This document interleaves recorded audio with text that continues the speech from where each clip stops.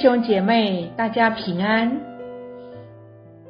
信息题目：瞻仰神的荣美。圣经撒母耳记上saga在撒母耳dosa puluh lagu dosa sefang saga dosa dusir。rumah satu kaira masa upo ko mapakelai atau jikiamai atau caai ka rahakkel tu lemak atau sau amin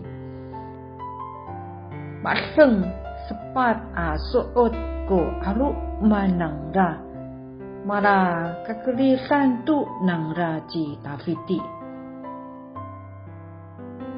被压迫的、负债的或不满现状的人都投奔他，人数约有400人。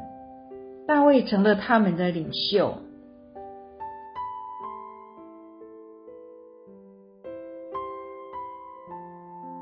根据心理学的说法，最近5年的人际关系会塑造我们的性情。大卫为了逃避扫罗王和加特王亚吉，一个人独自在旷野中，后来被压迫的、负债的或不满现状的人都投奔他，人数约有400人。大卫成了他们的领袖。大卫和这样一群人相处10多年，这是一群心里苦恼的、被压迫的、负债的人，他们都是愤怒、焦躁的，而且很有可能是粗暴、不善解人意的。他们是否影响了大卫，并塑造了大卫的性情呢？并没有。为什么呢？因为大卫花了那么多时间瞻仰神的荣美，凡事求问神，住在神的同在中，以致可以维持君王的风范，而且还将这些人打造成在圣经记名的勇士。这就是大卫的生命。他花了那么多时间与神同在，不但因此改变了400名无赖汉，而且影响了整个国家。他是个具有影响力的人，因为大卫花时间与一切智慧、知识和能力的源头神自己相处。然而大卫并非为了要得着神的智慧和能力这么做，他之所以竭力追求神，单单是因为他渴慕神，他渴望与神有亲密的关系，他爱神超越爱其他的人事物。他生命只有一件事，注视神美丽的面庞，并与神交谈。他发现在神的同在中有满足的喜乐。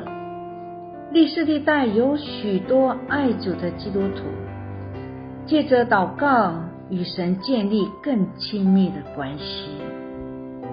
有一个人在某个晚宴中有幸能坐在布道家格里汉牧师的身旁，当时他觉得很荣幸，却也为该说些什么才恰当而感到很紧张。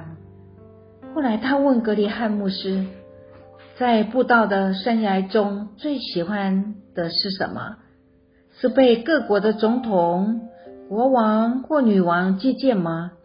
还是向全世界数百万的人传福音呢？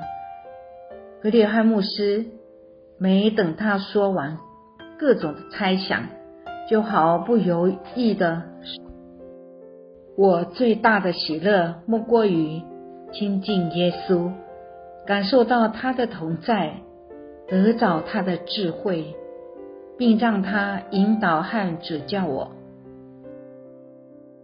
圣经中的保罗也和格里汉牧师有同样的感受，所以他说，我以认识我主耶稣基督为至宝。如果我们全心爱慕耶稣，并与他更加亲密，你我的生命会是何等丰盛美好啊！让我们再来追求主自己，得找他更丰盛。阿们。我们一起祷告。天父，我们全心爱慕耶稣，并与你更加亲密，我的生命会是何等丰盛美好！让我们再来追求主自己，得找他更丰盛。奉主耶稣的名祷告，阿们。